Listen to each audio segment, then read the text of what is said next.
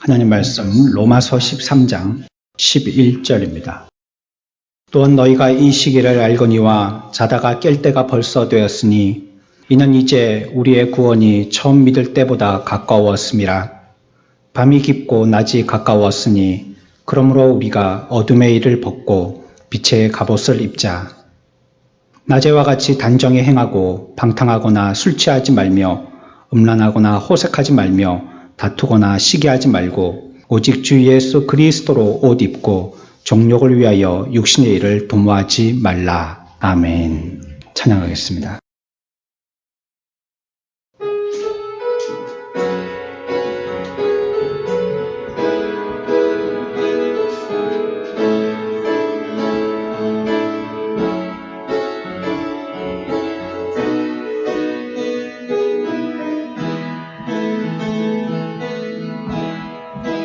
내 마음을 넓히소서.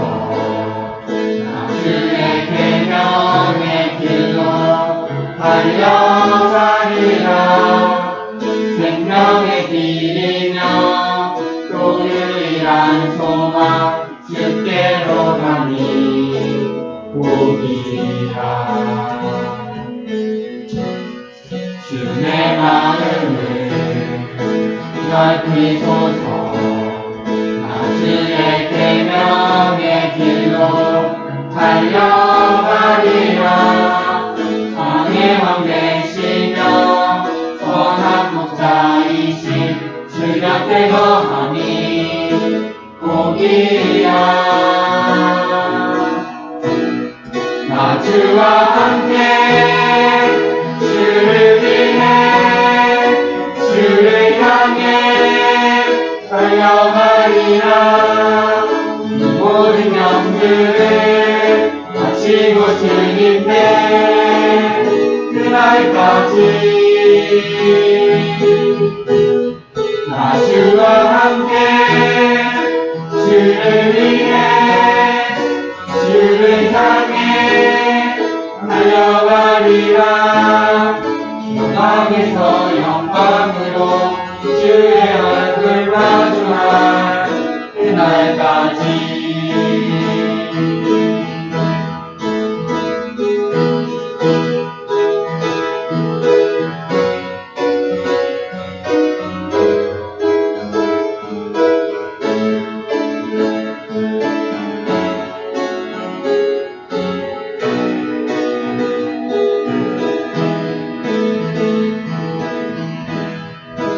내 마음을 넓히소서.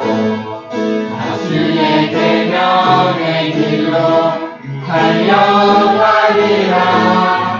생명의 길이며 또 유일한 소망 주께로 가니 복이라.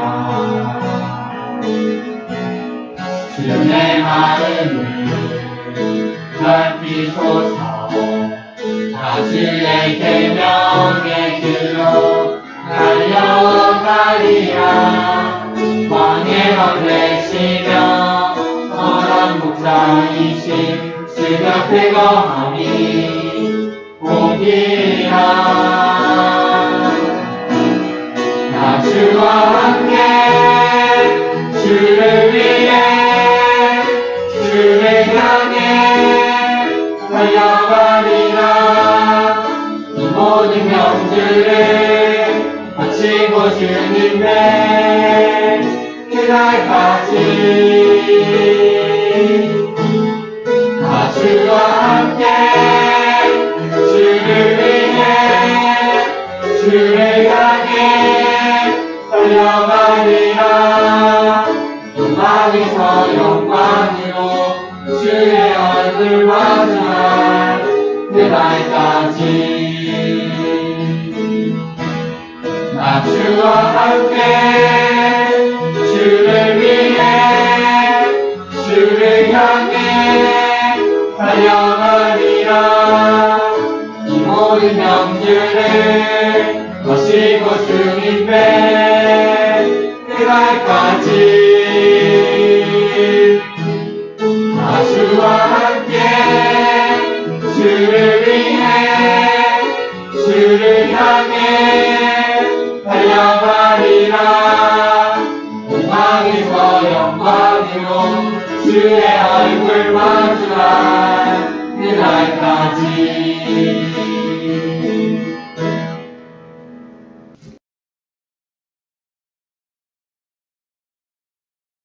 오늘 사도는 로마에 있는 형제들에게 시기를 아는 것에 대해서 얘기하고 있습니다.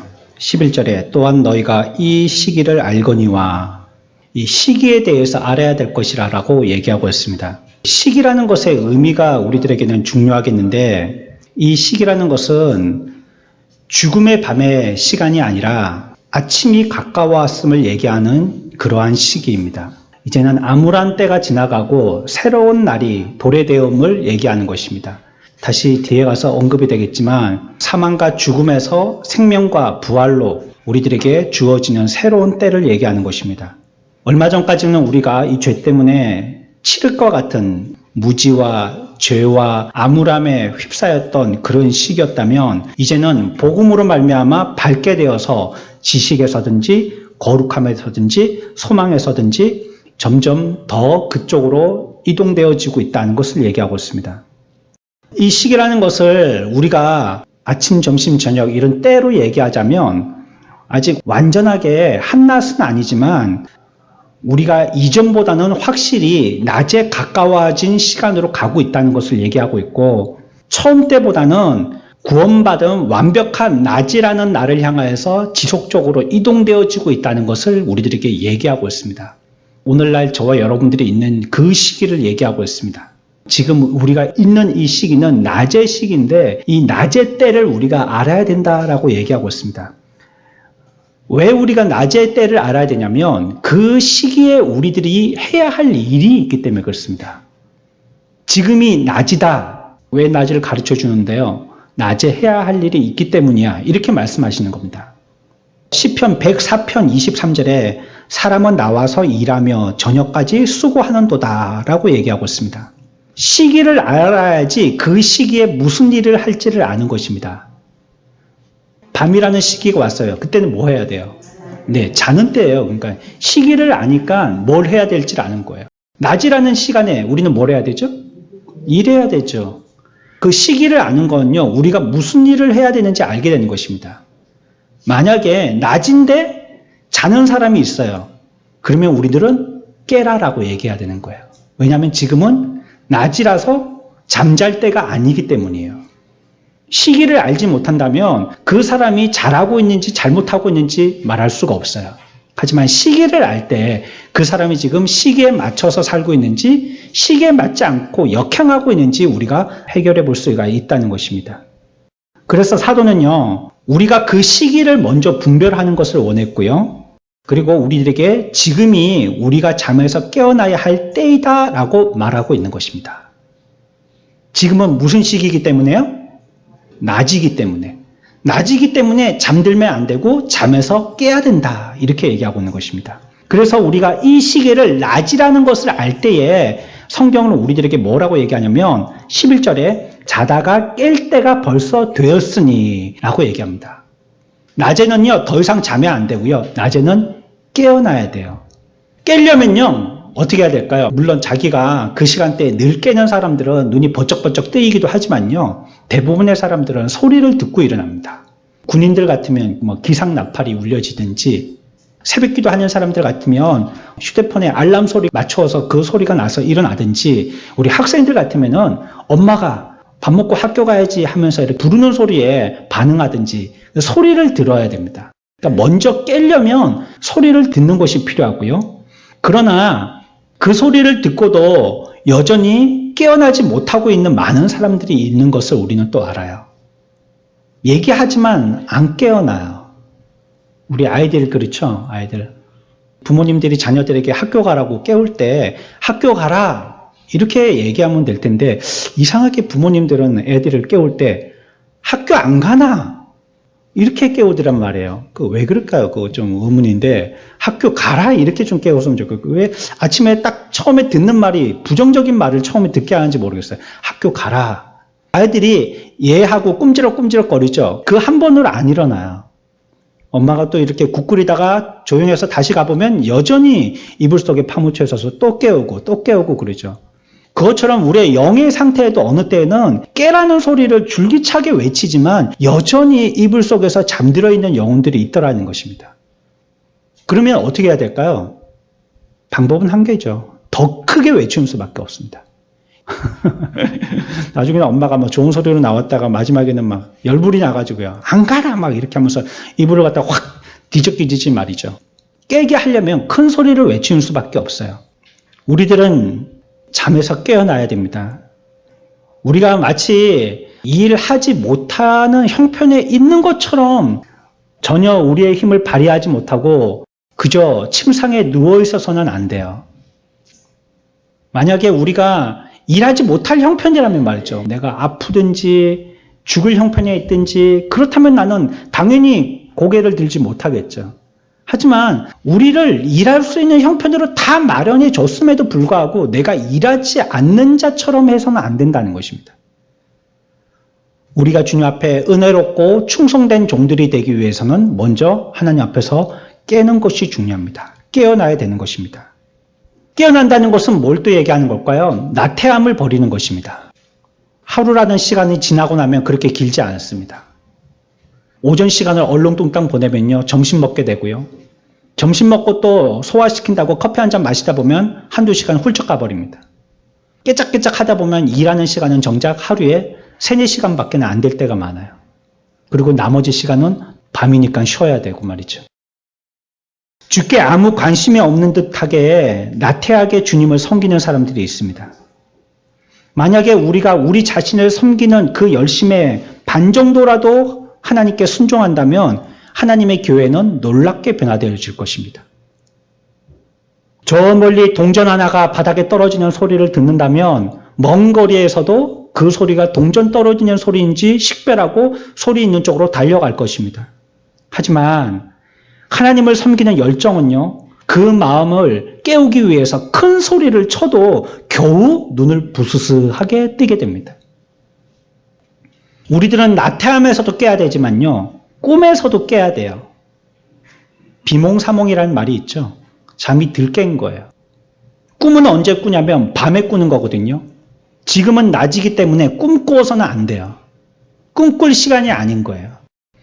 믿지 않는 사람들은 꿈꾸기를 좋아합니다. 환상에 사로잡히기를 좋아한다는 말입니다. 그림자를 쫓아다니고요. 생명이 없는 재를 먹이로 삼으려고 합니다. 항상 그들에게 제일 좋은 것은 꿈입니다. 잡히지 아니하는 꿈. 그래서 끊임없는 죄악 가운데 빠지게 되는 것입니다.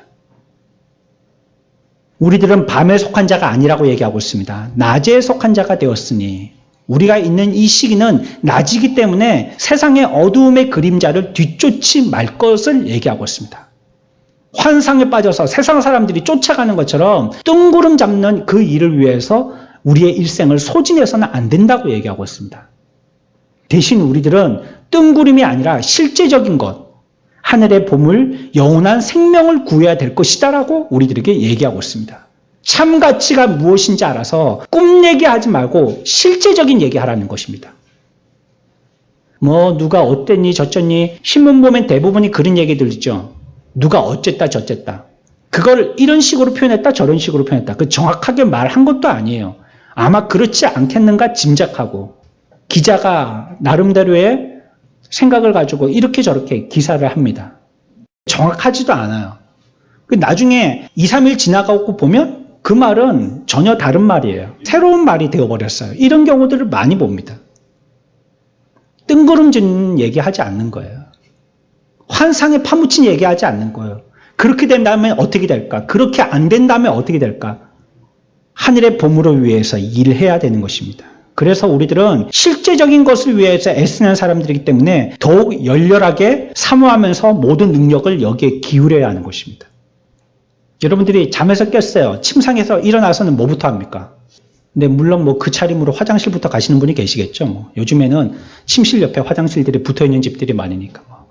방문을 나서기 전에 화장실로 그 차림 그대로 가시는 분들도 계시겠지만 대부분 잠에서 깨었으면 이제 옷을 입잖아요. 밤에 잘 때는 편한 차림으로 그렇게 자니까 이제 낮이 되었으면 좀 갖추고 일어나야 되겠죠. 로마서 13장 12절에 우리들에게 뭐라고 얘기하고 있어요? 그러므로 우리가 무엇을 벗고요?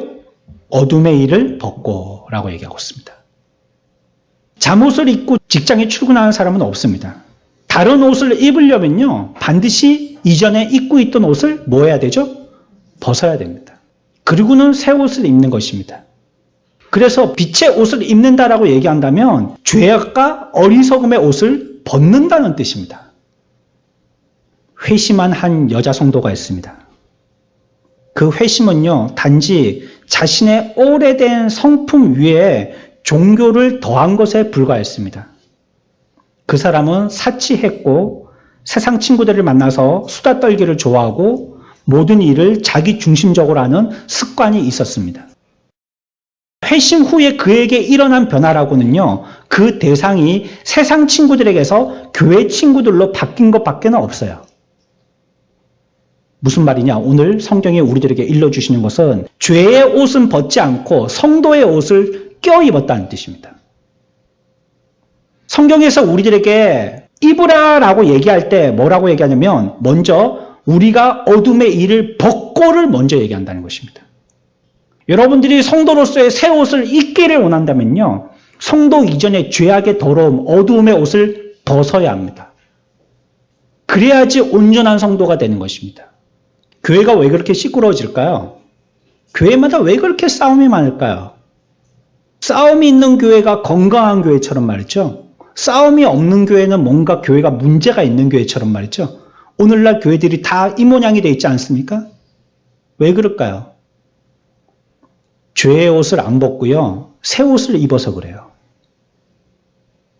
교회까지 와가지고 여전히 어두움의 행사를 그대로 하더라는 거예요.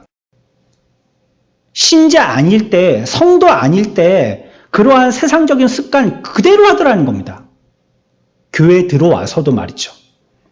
집사님, 권사님, 장로님, 목사님 불리면서도 여전히 그때 그 시절의 그 모습을 그대로 갖고 있다는 것입니다. 성도가 되려면요, 어두움의 옷을 먼저 벗어야 합니다. 낮이 되었어요? 잠에서 깼다면요, 먼저 그 옷을 벗는 게 우리의 첫 번째 일입니다. 여러분들이 거실에 나가서 아이들에게 밥 차려줄 때 여러분들이 런닝바람, 팬티잡 바람으로 나가지 않지 않습니까? 아무리 가족이라 할지라도 기본적으로 갖추고 입잖아요. 뭐 겉옷 뭐라도 한 개는 갖추고 나가잖아요. 우리가 입고 있던 이 잠옷, 누추하고 부끄럽고 더러운 옷은 벗어야지만 하나님 앞에 나갈 수 있는 것입니다. 내게 있는 그 더러움과 어두움의 옷이 있다면 그것을 빨리 벗어야지만 빛의 일을 할 수가 있는 것입니다. 구원은 믿음으로 받았지만요, 그리스도를 믿어야 하는 삶에서는 여전히 악한 생활 방식과 사고를 버리지 않은 것입니다. 주님은 우리를 죄악에 빠져있는 상태로 구원시키려고 오신 것이 아닙니다. 죄악에 있는 상태에서 빼내기 위해서 오신 것입니다. 그런데 여전히 성도들 가운데에서는 구원에 있어야 할 사람들로 여전히 있더라는 거예요. 죄악의 몸을 담고 있으면서 여전히 구원의 삶을 이루어가더라는 것입니다. 거기서 나와야 되는데 나오지 않더라는 거예요. 늪에 빠져 있는 채로 뭔가를 하더라는 겁니다. 나와서 뭔가를 해야 되는데. 죄를 사랑하는 마음을 버려야 됩니다. 그리고 죄의 습성들을 끊어야 됩니다. 우리가 지난주 새벽기도 때에 한번 말씀드린 것인데요. 우리의 삶에서 중요한 것은요, 우리의 주변의 환경이 아니고요, 여러분들이 그 환경에 대해서 어떻게 하느냐 하는 여러분들의 의지입니다. 내가 죽어도 하겠다는 사람은 결국 하고야 맙니다. 난 죽어도 못해 하는 사람은 아무리 여건이 좋아도 결국 못하고 맙니다. 예수 믿는 것은요, 지식적인 것이 바로 돼야 돼요. 내가 예수를 믿을 때 어떻게 믿어야 될지 알아야 될 거 아니에요. 하나님 앞에 나와서 108배 한다고 우리가 하나님 열심히 믿는 게 아니잖아요. 어떻게 하나님을 믿는지 지식적인 것이 동원돼야 됩니다. 또한 정서도 기울여져야 되겠죠. 그렇지만 그와 더불어 의지도 함께 해야 되는 것입니다. 아이고, 오늘은 이래서 안 되겠네, 저래서 안 되겠네. 오늘날 코로나 사태가 게으름뱅이 성도를 만드는 데에는 얼마나 좋은 이유가 됩니까? 코로나 때문에 안 되겠다고. 예전에 우리 경기가 한참 안 좋을 때 IMF 때문에 안 됐다고 이런 얘기들을 했죠. IMF는 우리나라를 갖다가 살리는 구제 금융이에요. 그것 때문에 우리가 죽게 된 게 아니고. 우리는 환경으로 탓하고요. 어떻게 보면 비겁하게 그 뒤에 숨는 거죠. 우리에게 있는 더러운 것들이 있다면요. 그 습관을 끊어버려야 됩니다. 그것을 여전히 두고는요. 낮에 행사를 할 수가 없는 것입니다. 죄의 누더기 위에 하늘의 거룩한 옷을 덧입는 것처럼 참 쓸데없는 짓을 하는 것도 없습니다. 스가랴 3장 4절에 그 더러운 옷을 벗기라 하시니 또 여호수아에게 이르시되 내가 내 죄악을 제거하여 버렸으니 내게 아름다운 옷을 입히리라 하시기로. 여호수아에게 뭐라고 얘기했다고요? 내가 내 죄악의 옷을 제거했다는 것입니다. 너의 더러운 죄악의 옷을 벗겼고 이제는 너에게 아름다운 옷을 입히리라 라고 얘기합니다. 여기서도 뭐라고 얘기합니까? 입은 옷 위에다가 덧입히겠다라고 말씀하지 않고요. 예전에 입고 있던 이를 벗겨버리고 새 옷을 입히겠다라고 얘기하고 있습니다. 저 여러분들 신앙을 점검해 보십시오. 내 신앙이 주력 있게 나가지 못한다면 여러분들이 분명히 밤의 옷을 여전히 입고 있기 때문입니다. 그 옷을 고수하고 있기 때문에 위에 덧입은 새 옷이 빛을 내지를 못하는 것입니다. 그 다음에 무엇을 입어야 됩니까? 이제 어둠의 옷을 벗었으니까 무엇을 입어야 되죠? 빛의 갑옷을 입으라 라고 성경은 얘기하고 있습니다. 아주 당연하죠? 쉬운 논리입니다. 이제 낮이 됐으니까 어둠의 옷을 벗고 빛의 갑옷을 입으라 라고 얘기하고 있습니다. 12절에 말씀하고 있죠. 어떤 사람은 이렇게 반문할 수 있을 것입니다. 어두움이 물러가서 이제 아침이 왔는데 더 이상 우리들에게 아침이 왔으면 위험이 없는 게 아니냐. 밤은 위험하잖아요. 그래서 가로등을 갖다가 대낮처럼 켜놓잖아요. 위험하니까. 불이 많이 켜져 있는 마을일수록 범죄율이 떨어진대요. 어두컴컴한 동네는요. 사람들 마음도 그렇고요. 범죄율도 높아요. 밝게 해놓으면 범죄자들이 거기에는 얼씬을 잘 못하는 것입니다.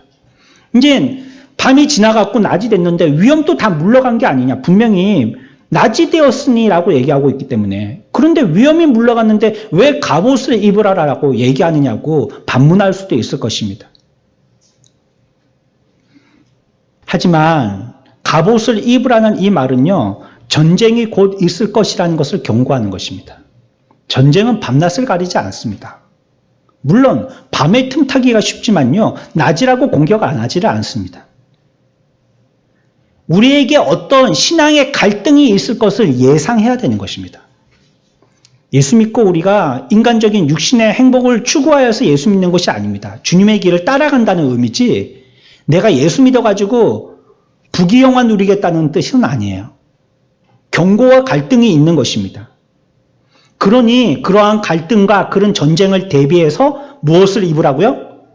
갑옷을 입으라는 것입니다. 오늘날로 치면 전투 준비 태세에 취하라는 것입니다. 전투복 입고 준비하라는 것입니다. 우리들은 아직도요. 완전한 집에 도착하지 못했어요. 그 길 노상에 있는 것입니다. 우리는 지금은 됐다라고 생각하는 허리띠를 풀고 이제 안심하고 있는 그때에 적들의 기습을 받을 수도 있는 것입니다. 여러분들이 잘 때일 수도 있고요. 대낮에 편하게 햇살을 즐기면서 커피를 마시는 때일 수도 있는 거예요. 우리 그리스도인들은 머리에서부터 발끝까지 은혜로 무장하지 않으면 결코 안전할 수 없다는 것을 기억해야 합니다. 하지만 이 빛의 갑옷이라는 말은요. 원어에서는요. 갑옷을 뜻할 뿐만이 아니라 적합한 옷이라는 뜻도 있습니다. 갑옷은 어때요? 사실은 전쟁하기에 최적화되어 있는 옷이긴 하지만요. 활동하기에는 불편하거든요. 그래서 전쟁이 끝나면 갑옷을 벗잖아요. 그렇죠? 칼에 베일 위험도 활에 꽂힐 위험도 없으니까 그때는 갑옷을 벗죠. 불편하다는 뜻입니다. 그래서 이 빛의 갑옷이라는 말을 할 때는 적합한 옷을 뜻하기도 해요. 우리의 영혼을 위해서 하나님의 사역들을 하기 위해서는요. 반드시 이 적합한 옷을 입어야 된다는 것입니다. 우리들은 하나님 앞에 기도할 것이 있는데요. 하나님께서 내게 무엇을 맡기시든지 그 일에 합당한 옷을 입게 해달라고 기도해야 합니다. 우리들은 일하는 일꾼들입니다. 교회는 놀고 먹는 유람선에 타는 여러분들은 관광객들이 아니라는 것을 기억하십시오. 이 배는 전투선이지 유람선이 아니에요. 이거 이제는 행복하게 좀 잘 살아보자. 밖에 경치가 어떤지 좀 유흥을 좀 즐겨보자. 예수 믿고 나도 복 좀 받아보자. 그분은 다음 역에서 옮겨 타시기 바랍니다. 전투선에는 뭐 해야 됩니까? 각 전투병들 나름대로의 자기의 위치가 있어서요. 그 자리에서 전쟁을 치루어야 돼요. 관광객들은 자기의 객실에 앉아서 차창만 가만히 보면 되죠. 바쁘기는 선원들만 죽으라고 바쁘면 되죠. 우리 교회가 그렇게 돼서는 안 됩니다. 자기가 일해야 되는 적절한 옷을 입어야 하는 것입니다. 어떤 사람들은요, 주님을 섬기기에는 너무 좋은 옷을 입고 왔어요. 너무 좋은 옷을 입고 온 나머지 주님의 교회에서 주님의 일을 하려고 하질 않는 것입니다. 나는 너무 좋은 옷을 입고 있기 때문에 내 옷하고는 이 일하고는 안 맞아라고 얘기하는 것입니다. 목수는 뭘 해야 되죠? 하루 종일 자기가 만든 의자 위에 앉아가지고 다리나 흔들고 있어야 될 것이 아닙니다. 작업복을 입고 허리를 굽혀서 일하고 있을 때 목수는 진짜 멋있는 것입니다. 학생은요, 뭘 해야 되죠? 스마트폰 보고 실없이 피식거리고 있을 때가 멋있는 게 아닙니다. 의자에 앉아서 끊임없이 자기와 싸우면서 책을 팔 때 학생들은 가장 멋있는 겁니다. 하나님의 성도들은 뭐 할 때 멋있는 거죠? 주를 위해서 자기가 무엇을 일해야 될지 빛이 시간이 때인 줄 알고 자기의 일을 찾아서 그 일을 할 때 멋있는 겁니다. 아이고, 저 사람은 양반이네. 일도 안 하고 딱 앉아가지고, 야, 하나는 태생적으로 쌍놈인가 봐. 죽으라고 일만 이렇게 많네. 세상에서 얘기하는 얘기예요, 그 말이. 교회에서는 거꾸로입니다. 하나님은 예레미야에게 말씀하세요. 예레미야 1장 17절에 그러므로 너는 내 허리를 동이고 일어나 라고 얘기하고 있습니다. 일을 할 때 만반의 준비를 갖추고 일터에 나가서 일을 하는 사람처럼 행동해야 된다는 것입니다. 어중짱게 한 발은 이쪽에 한 발은 저쪽에가 아니라 일을 한다면 허리를 바짝 동이고, 여러분들 허리띠 다 벨트 메고 오셨죠? 요즘에 바지들이요, 이게 뭐 골반 바지니 그러면서 이렇게 허리에다가 맞추는 게 아니고 엉덩이에다가 옷을 맞추다 보니까 저하고는 좀 옛날 사람인가 그래서 그런지 이게 안 맞는 것 같아요. 우리 아이들도 왜 그렇게 바지를 끌어올리냐고, 거의 배꼽 위로 올라가서 가슴 가까이 가니까 왜 그렇게 끌어올리냐고 막 그러는데, 안 그러면 좀 불안해요. 이게 좀 자꾸 내려갈 것 같고. 그런데 이제 이런 바지, 요즘의 바지 이런 걸 좀 입다 보니까 내려가지는 않더라고요. 가다가 걸리는 데가 있으니까. 그래서 이제 허리띠가 거의 필요 없게 됐죠. 그래서 허리띠를 느슨하게 이렇게 매다 보니까 나중에 밤 돼가지고 집에서 옷 갈아입으려고 보면 허리띠가 옆으로 막 돌아가 있어요. 좀 별 필요가 없게 돼서. 하지만 정말로 마음을 딱 붙여서 일을 하려고 할 때 작업복이라는 옷은요, 그렇게 되어 있질 않아요. 허리를 바짝 동이게 되어 있죠. 아주 구멍이 없어도요, 어디에서든지 쓰도록 바짝 조이게 만들어 놨어요. 일할 때는 그러한 태도로 일해야 될 것을 우리들에게 얘기하고 있는 것입니다. 우리들은 지금 천사도 시기할 만한 일을 하고 있는 것입니다. 나태함이나 무반응 이런 것 대신에요, 열정을 가지고 일해야 됩니다. 방심하지 않는 부지런함이 우리들에게 필요한 것입니다. 우리만 일하는 것이 아니고 이 시대에 하나님께서도 일하시고 예수님께서도 일하시기 때문입니다. 우리가 그분과 동력하는 이러한 귀한 직분에까지 이르렀다면 놀고 있는 자는 말도 안 되는 소리입니다. 자, 그러면요, 이제 낮이 되었으니 어둠의 옷을 벗고 낮에 빛의 무엇을 입었다고요? 갑옷을 입었어요. 그 다음에 뭘 해야 되느냐? 성경은 낮에와 같이 단정히 행하라 라고 얘기하고 있습니다. 낮에 걸맞게 행동하라 라고 얘기하고 있다는 것입니다. 13절에 낮에와 같이 단정히 행하고, 이제 옷을 차려 입었으면요, 앞으로 나아가서 빛의 옷을 입은 사람답게 행동해야 된다고 얘기하고 있는 것입니다. 빛의 자녀는 어떻게 행동하느냐? 단정하게 행동하라. 예의 바르고 품위 있게 행동하라는 것입니다. 우리가 집안에 있을 때는 그렇게 옷차림에 신경 쓰지 않습니다. 저도 집에 가보면요, 제가 입는 트레이닝 바지가요, 오래된 겁니다. 10년도 넘은 거예요. 그래서 뭐 이렇게 막 마루 가는데 쓸려가지고 이렇게 맨질맨질하게 되는 데 있잖아요. 싹 이렇게 슬라이딩 같은 거 하면 이렇게 한 부분이 맨질맨질하게 되는 그런 데도 있고요. 자꾸도 다 고장 났고요. 끈도 너무너무하게 이렇게 뭐 쳐져 있고 그래요. 티는 어떤 거 입어요, 여러분들? 집에 꼭 아무리 부자라 할지라도 있는 티가 있잖아요. 목 늘어난 거, 다 헤어진 거. 그런 거는 한 개씩 있잖아요, 집에 가보면. 그게 그렇게 바꿔지지가 않아요. 편하니까 말이에요. 집에 있을 때는 그런 거 입는 거예요. 그냥 가족들하고 있을 때는 목 이렇게 다 늘어난 거, 모가지 2개 들어갈 만한 거 그런 거 있고, 또 뭐 이렇게 축축 막 쳐져 있는 거, 뭐 페인팅 다 벗겨진 거 그런 거 있고, 바지도 막 무릎 쑥 나온 거 그런 거 입고 있는 것입니다. 하지만 아침에 여러분들이 일과를 하기 위해서 회사로 나간다면 여러분들은 분명히 단정한 옷차림으로 그 옷을 갈아입을 것입니다. 영적인 생활도 마찬가지예요. 영적인 생활에 가장 품위 있고도 어울리는 옷차림이 무엇이냐? 경건함인 거예요. 빛의 자녀답게 낮에와 같이 단정히 행하라고 할 때 단정히 행한다는 것은요, 우리들에게 예의 바르고 품위 있게 행하라는 말이지만 이 말을 갖다가 조금 더 의역해보면 거룩하고 경건하게 행하라는 뜻입니다.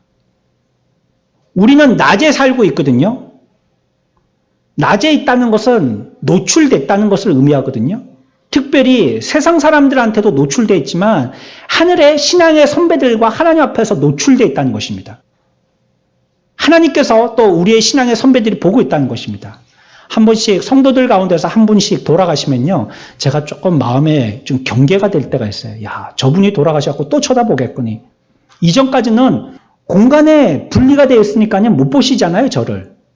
교회 와서 얼굴을 맞대야지만 서로 보지 떨어져 있을 때는 못 보잖아요. 근데 이제 돌아가셨잖아요. 그분이 어디 가셨습니까?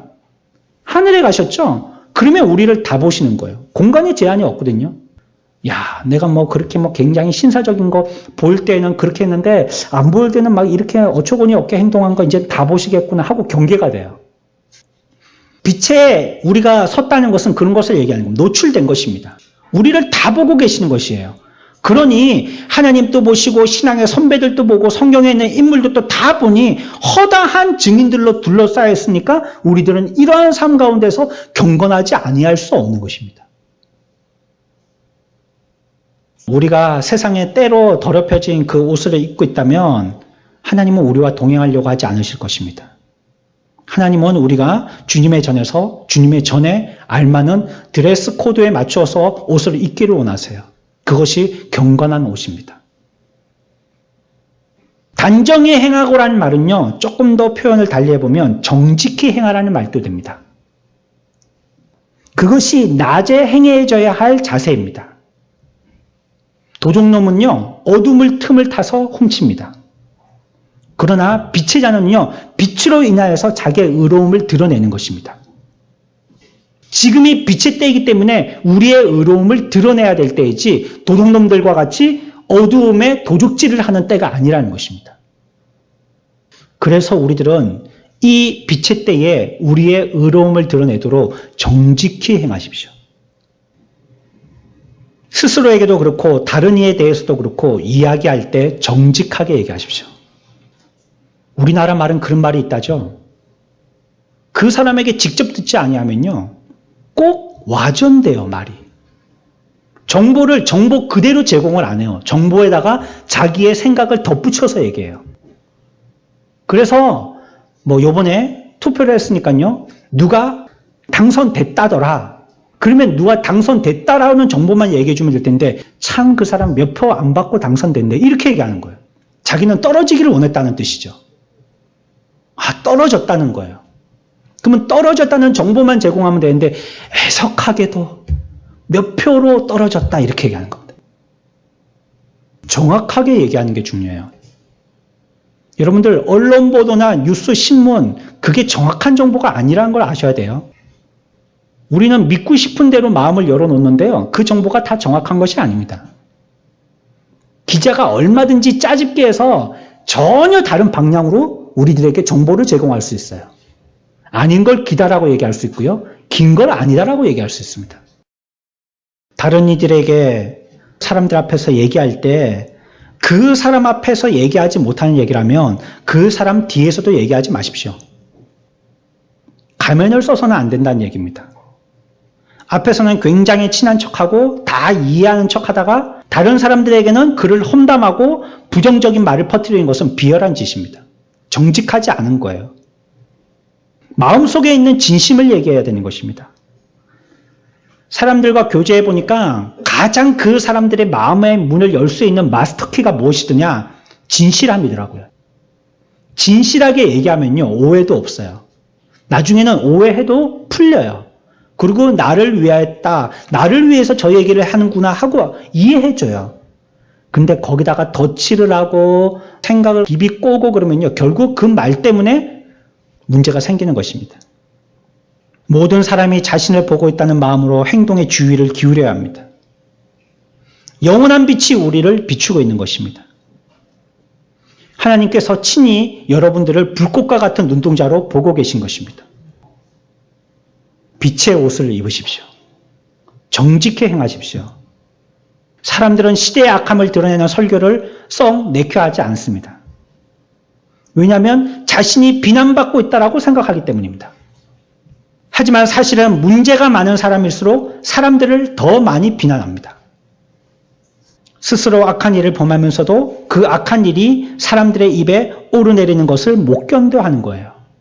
그래서 죄인들이 기자들 앞에 나올 때 어떻게든지 얼굴을 가리지 않습니까? 요번에 인터넷 사이트에서 아주 나쁜 짓을 한 주동자 두 놈이 얼굴이 공개됐죠? 한 명은 18살, 나이도 딱 18살, 딱 욕하기 좋은 나이. 그리고 한 명은 성인이고 말이에요. 처음에 나왔을 때는 어떻게든지 얼굴을 갖다가 드러내지 않으려고, 두 번째, 이 사람의 이름은 제가 잘 모르겠지만 이 사람이 얼굴을 공개하지 않도록 해달라고 재판장에다가 호소를 했다고 그래요. 근데 그게 묵살됐죠. 안 돼, 너는 얼굴 드러내야 돼. 나쁜 놈이거든. 우리들의 죄악이 어떻게든지 드러나지 않으려고 얼굴을 감쌉니다. 자기를 포장합니다. 아닌 척합니다. 우리는 이러한 삶을 살아서는 안 된다는 거예요. 정직하게 해야 된다는 것입니다. 빛의 자녀들과 같이 단정히 행하라고 성경은 얘기하고 있는 것입니다. 여러분들 조금 못한 거 괜찮아요. 못할 수 있는 거죠, 그거요. 예? 잘하라고 자꾸 하십시오 얘기하지만 못하는 건 못할 수밖에 없는 거 아니겠어요? 하지만 단정히 행하지 않는 거하고는 다른 것입니다. 잘 못하는 거하고 잘하는 척하면서 잘못하는 거하고는 다른 것입니다. 사도 바울은 방탕함과 술 취함이라고 표현하고 있어요. 그러면서 호색과 관계를 짓고 있습니다. 술잔치는 또 언제 벌어집니까? 시간적으로는요. 보통 사람들이 술을 언제 먹죠? 밤에 먹습니다. 밤에. 야, 오늘 달리자. 막 그러죠. 예? 오늘 하루 종일 달려. 뭘 그렇게 달려요? 하루 종일 일하고. 또 달리자는 거예요. 새벽까지. 그래가지고 한 두세 사람 모이면 한 사람이 먹으면 한 2시간. 플러스 곱하기 사람 수만큼. 두 사람이 모이면 4시간. 세 사람이 모이면 보통 6시간. 그래가지고 술잔치가 끝나는 게 새벽 4, 5시. 우리는 새벽 기도 간다라고 차량 운행할 때 그 사람들이 이제 집에 간다라고 그제서야 일어나요. 그때까지도 편의점 앞에서 추운 겨울날에도 술 마시고 있는 사람들이 있더라고요. 술 취함과 폭음은요, 밤 녹도록 계속되는 것입니다. 데살로니가 전서 5장 7절에 자는 자들은 밤에 자고 취하는 자들은 밤에 취하되 라고 얘기했습니다.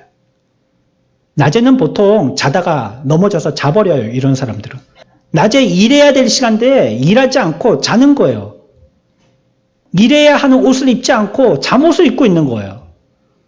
깨어나야 될 시간에 깨지 않고 계속 잠들어 있는 것입니다. 세상 사람들은 거꾸로예요, 그래서. 가난한 사람들이 한 달 버틸 돈으로 더 많은 돈을 한 번의 식사 비용으로 다 써버리는 사람들도 있습니다.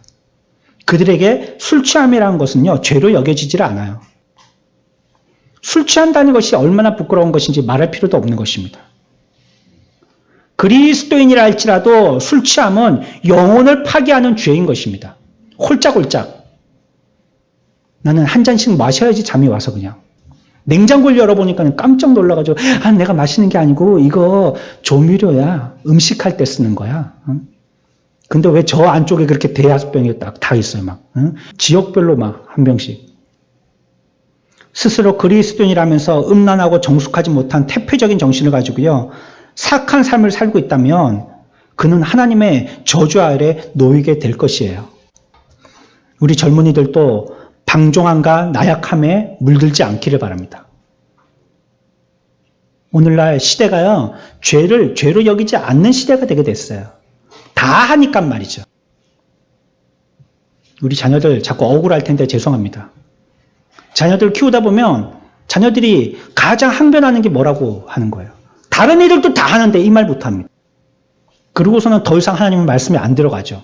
왜? 다른 아이들이 그들의 삶의 표준이 돼버렸어요. 하나님의 말씀이 돼야 될 텐데. 성경이 어떻게 얘기했냐? 그거는 안 들어가는 거예요. 왜 엄마만 하지 말라는 거야? 다른 애들도 휴대폰 다 들고 있고 다 PC방 가는데 왜 엄마만 가지 말라고 하는 거야? 왜 엄마만 성경 읽으라고 그러는 거야? 다른 애들은 다 그런 만화책 보고 다 그런 웹툰 소설 보고 그러는데 왜 엄마만 보지 말라고 그러는 거야? 우리 젊은이들도요. 세상의 풍조가 얼마나 무섭게 만듭니까? 죄는요. 얼씬거리지도 않는 게 중요합니다. 여러분들 배가 물 깊은 곳으로 항해를 떠날 때요. 처음부터 그 바닥이요. 깊은 바다가 아닙니다. 물론 일부러 큰 배가 들어오게 하려고 깊게 항구를 만들기도 하지만요. 보통은 뭇가로 나올수록 얕아지죠, 물은. 그리고 저 깊은 데로 갈수록 더 깊어지는 거죠. 깊은 데는요. 수키로가 되는 그런 바다 깊이도 있대요. 우리야 뭐 대한민국은 깊은 데 가봤자 뭐 몇백 미터 이 정도 되겠지만 뭐 수키로가 되는 데도 있대요. 뭐 태평양 저런 데는요. 죄악도요. 한 번에 쑥 깊어지지 않아요, 절대.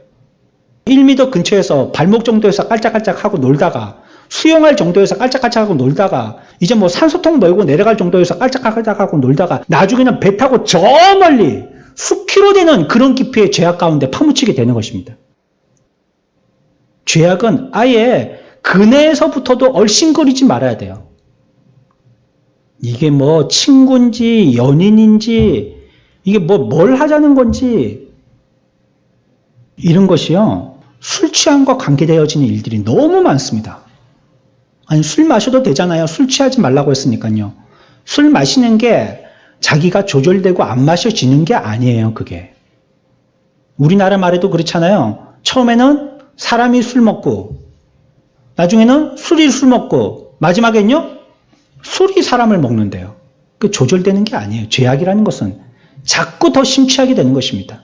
아예 시작을 안 해야 하는 것이에요. 또 다른 밤의 행위는 뭡니까? 정욕입니다.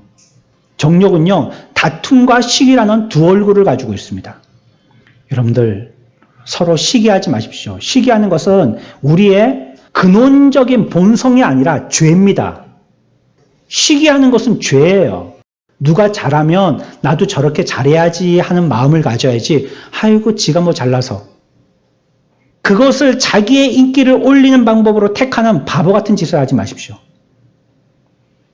자기가 열심히 해서 상대적으로 우위에 있으려고 해야지 그 사람을 깔아뭉개서 상대적으로 우위에 있게 하려고 하는 이런 바보 같은 짓을 하지 마세요. 시기는 참 부끄러운 것입니다. 상대의 탁월함이 자기의 잘못을 비추고 내 평판에 흠을 내기 때문에 선한 이 일들을 좋아하지 않는 것입니다. 사실은 시기하는 이유는 자기의 죄악된 모습이 드러나기 때문이에요. 저 사람 때문이 아니고 이유는 나 때문이에요.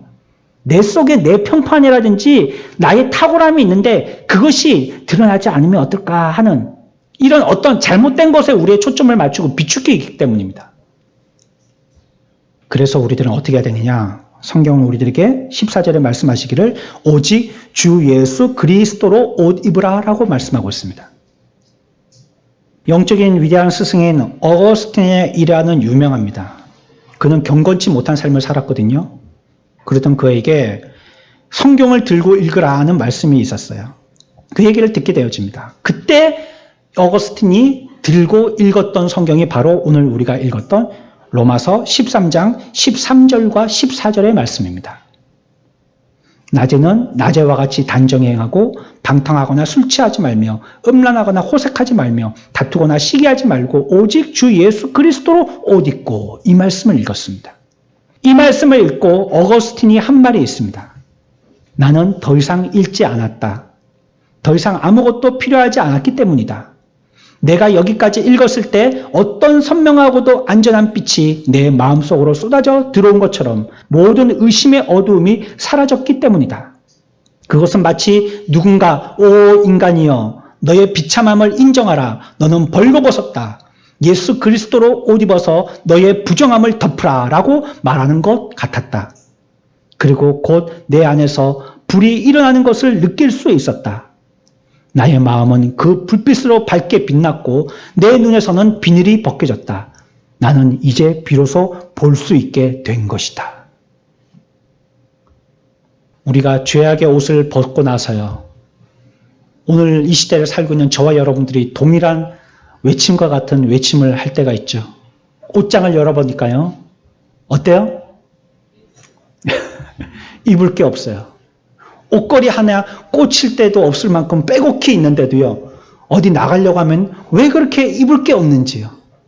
우리도 이제 밤이 되어서 한잠을 자고 나서 낮이 되었어요. 이제 잠에서 깼어요. 그리고 이제 옷장을 열고요. 입으려고 보니까 입을 게 없는 거예요. 그게 세상 사람들입니다. 잘못했다라고 용서를 빌어요. 내가 잘못했어요. 했는데 이제는 뭘 해야 될지를 모르는 거예요. 옷장에 뭘 입어야 될지를 모르는 겁니다. 여기에 대해서 성경에서 14절은 뭐라고 얘기하고 있습니까? 뭘 입으라고요? 주 예수 그리스도로 옷 입으라 라고 얘기하고 있습니다. 벗는 거는요. 웬만한 양심이 있는 사람이라면 우리가 이렇게 말씀대로 벗지는 못하더라도 자기의 잘못을 인정하면서 벗을 수 있습니다. 그러나 입는 것은 아무거나 못 입어요. 뭐라고 하면서요? 입을 게 없다고 하면서요. 이것 따라 해보고 저것 따라 해보고 요거 배워봤는데 다 아무것도 아니더라 라고 얘기합니다. 입을 게 없는 거예요. 하지만 텅 빈 옷장을 보며 실망스러워할 필요가 없습니다. 우리에게는 주 예수 그리스도라는 옷이 있기 때문입니다. 여러분들 옷을 입는다는 말은요. 우리가 입는다라고 표현하지만요. put on이라고 입는다라고 얘기하지만요. 영어의 표현이 조금 더 정확한 것 같아요. put on. 무슨 뜻이냐면 들어간다는 겁니다. 우리의 몸이 어디에 들어가요? 옷 속에 들어가는 겁니다. 그게 옷을 입는 겁니다. 다시 우리 설명해 볼까요? 예수 그리스도로 옷 입으라는 말은 우리가 어디에 들어간다는 말이에요? 예수 그리스도에 들어간다는 것입니다.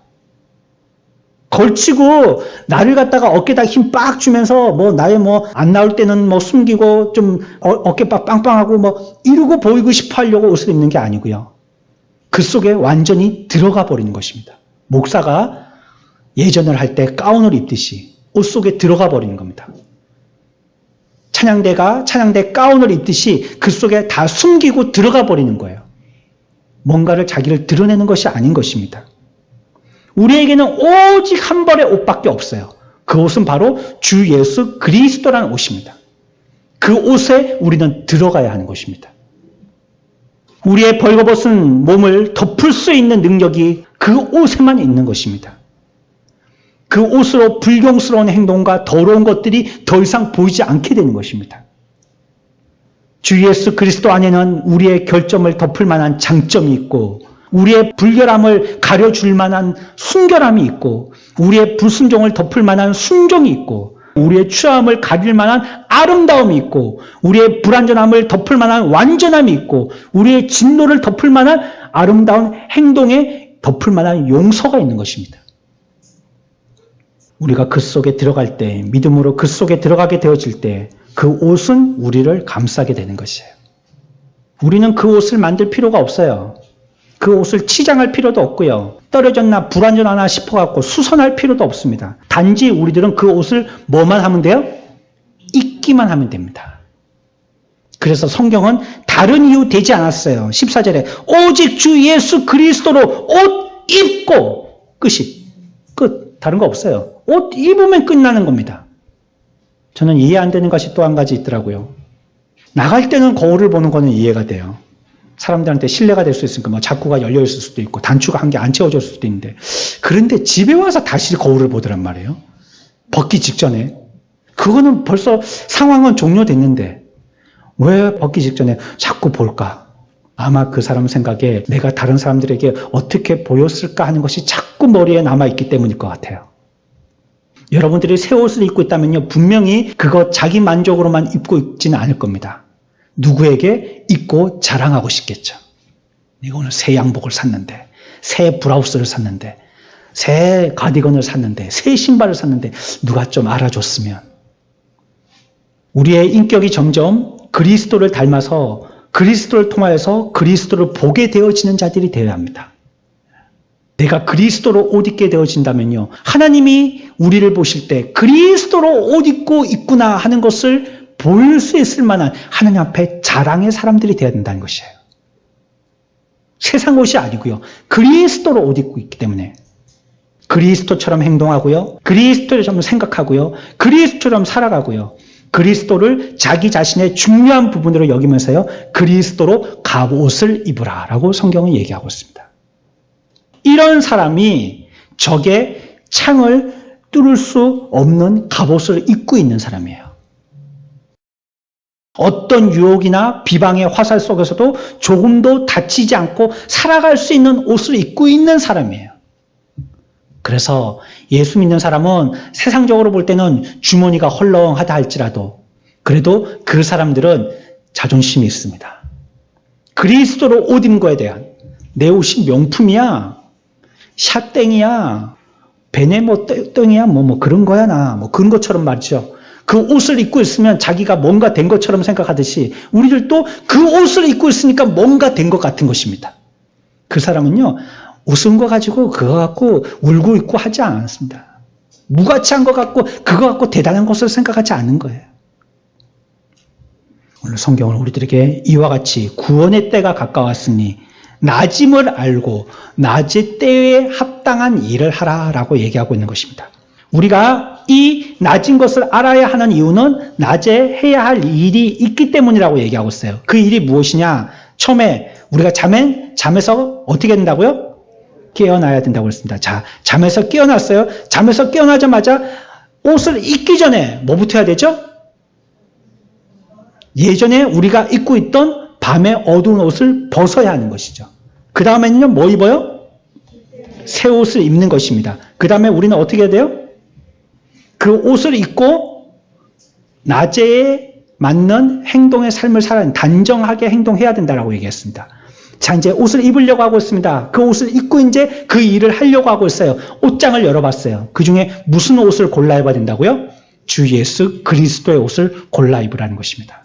성경은 오늘 그림처럼 이 말씀을 우리들에게 사도를 통해서 전해주고 있습니다. 이 시대를 살고 있는 저와 여러분들, 지금은 흑암의 시대가 아니고 점점 대낮으로 가고 있는 새벽의 시간입니다. 이 시대에 빛의 자녀인 저와 여러분들이 그리스도로 옷 입고 그리스도의 삶다운 아름다운 품이 있는 단정함의 삶을 사는 저와 여러분들의 삶들이 다 되시기를 축원합니다.